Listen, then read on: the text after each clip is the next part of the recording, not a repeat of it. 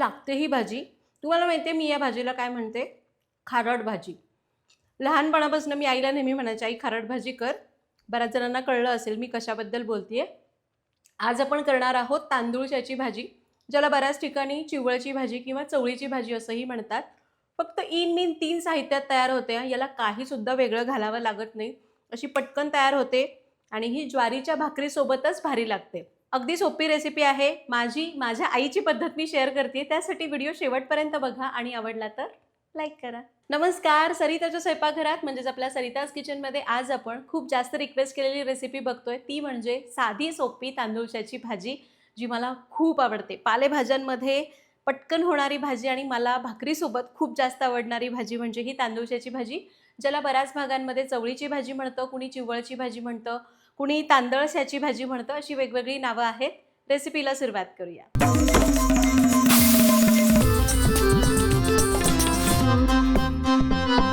आता सगळ्यात पहिल्यांदा यासाठी लागणारं साहित्य बघू. त्यासाठी आपण घेतलेली आहे 2 छोट्या पेंड्या तांदूळशाची भाजी, 25-30 लसणीच्या पाकळ्या, 3-4 हिरव्या मिरच्या ज्या पूर्णपणे ऐच्छिक आहेत आणि चवीपुरतं मीठ.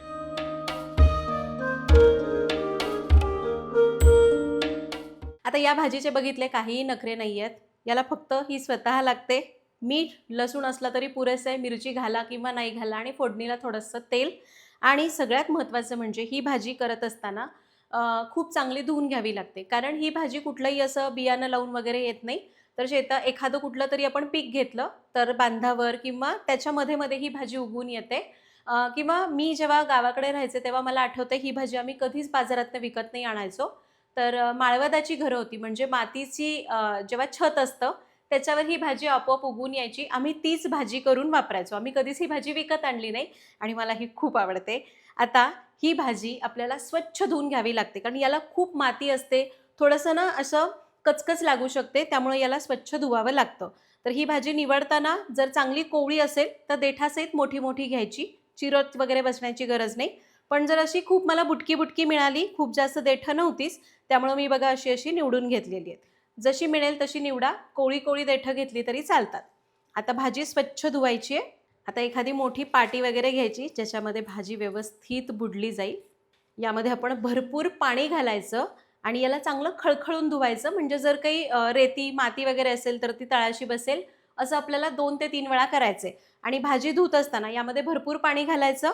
भाजी वरच्यावर काढून घ्यायची आणि खालचं पाणी टाकून द्यायचं. म्हणजे रेती खाली बसते आणि भाजी कमी पाण्यामध्ये स्वच्छ धुतली जाते. आता मी ना 2 ते 3 पाण्याने याला खळखळ धुवून घेते. आणि हे बघा, याला मी 2 पाण्याने स्वच्छ धुवून घेतलं. हे तिसऱ्यांदा मी पाण्यामध्ये टाकून ठेवतेय. आता याला वरच्यावर काढायचं आहे. एखाद्या जाळीवर वगैरे ठेवा. मी आता ही टोपली घेतली होती, मी यामध्येच ठेवतेय निथळायला. ही भाजी मात्र मी बाजारातनं विकत आणली आहे. कारण आता सगळ्यांच्या इकडे सिमेंटचे स्लॅब असतात. माळवद नाही आहे, त्यामुळे ही भाजी येणार कुठं? तर भाजी आपण निथळायला ठेवलेली आहे. आता आमच्याकडे खरं तर याच्यात फक्त लसूण घातला जातो, पण मला थोडी मिरची पण आवडते म्हणून मी घालते. खलबत्त्यात लसूण घेऊया. त्यातच थोडी मिरची घातली. थोडंसं मीठ म्हणजे ना थोडंसं असं फ्रिक्शन मिळतं आणि हे वाटलं जातं. आणि याला जाड वाटून घेऊ.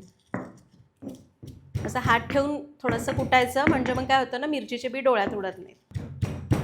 आणि याला आपण असं जाडच ठेचलंय. लसूण मिरची अशी जाड ठेचून घेतली. लगेच फोडणी करूया. फोडणीसाठी कढई गरम करूया. यामध्ये घालूया तेल. खूप जास्त नाही आहे. एक 2 ते 3 छोटे चमचे तेल मी घालतेय. हे आपलं सरिताज किचनचं लाकडी घाण्याचं तेल आहे, जे शुद्ध पारंपरिक आहे, ज्यामध्ये आपण केमिकल्स वापरत नाही. एकदा जरूर वापरून बघा. ऑर्डर करण्याची लिंक डिस्क्रिप्शन बॉक्समध्ये दिलेली आहे. आता या भाजीला तेल खूप कमी घालायचा. मी 3 छोटे चमचे तेल घातलंय कारण याच्यामध्ये आपण बाकी काहीच घालत नाही. त्यामुळे मग खूप तेल भाजीतनं बाहेर येऊ शकतं. म्हणून कमी तेलामध्ये ही भाजी तयार होते. म्हणूनच म्हणलं या भाजीचे खूप जास्त नखरे नसतात. तेल गरम झालं. यामध्ये घालूया लसूण मिरचीचा ठेचा. बऱ्याच जणांकडे याच्यामध्ये कांदा घातला जातो. लसूण आणि कांदा. बाकी याच्यामध्ये हळद वगैरे नाही घातली जात. त्याला परतून घेऊया. जेव्हा मला बाजारात तांदूळशाची भाजी दिसते मी आणतेच, कारण खूप छान लागते. आणि हे बघा लसूण असा हलका सोनेरी झाला की यामध्ये घालायची भाजी. भाजी घातली की असा आवाज मात्र आला पाहिजे. आता याला मिक्स करूया. ही आता जास्त दिसते पण नंतर एवढीशी होते. लगेच मीठ घालायचं नाही. आपण जरा भाजी खाली बसून देऊया आणि मग मीठ घालू. तर याला आपण जमेल तसं मिक्स केलंय. एक 2 मिनटं याला आपण असंच सोडून देऊ. आता बघा भाजी चांगली खाली बसली की यामध्ये घालायचं मीठ. मीठ चवीपुरतं, पण या भाजीला बाकी काही नसलं तरी मीठ थोडं जास्त घालायचं बरं का. म्हणजे आता 1 चमचा लागतंय असं वाटलं तर 1/2 चमचा मीठ घालायचं. कारण ही भाजी शक्यतो ज्वारीच्या भाकरीसोबतच खाल्ली जाते. ज्वारीच्या भाकरीत आपण मीठ घालत नाही, त्यामुळे या भाजीला थोडं मीठ घातलं की चवीला खूप भारी लागते. तुम्हाला माहिती आहे मी या भाजीला लहानपणी काय म्हणायचे? खारट भाजी.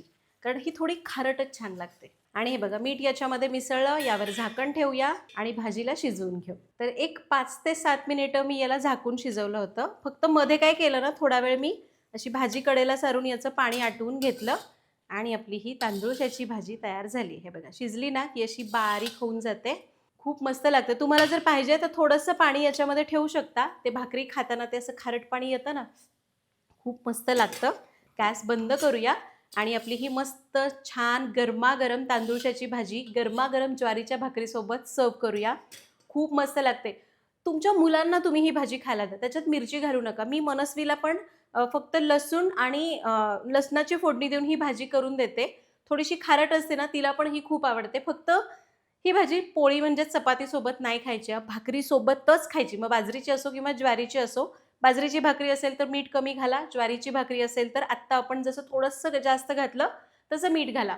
तर अशा प्रकारे आज आपण इथं मस्त अशी तांदूळशाची भाजी, त्याच्यासोबत गरमागरम ज्वारीची भाकरी, सोबतीला ठेचा वगैरे घ्या, कांदा घ्या खायला किंवा अशी सुद्धा खूप भारी लागते. तर तुम्ही पण या पद्धतीने ही रेसिपी एकदा तरी नक्की करून बघा. पावसाळ्यामध्ये तर ही भाजी भरपूर मिळते. करून बघा, कमेंटमध्ये सांगा. भेटूया पुढच्या भागात. धन्यवाद.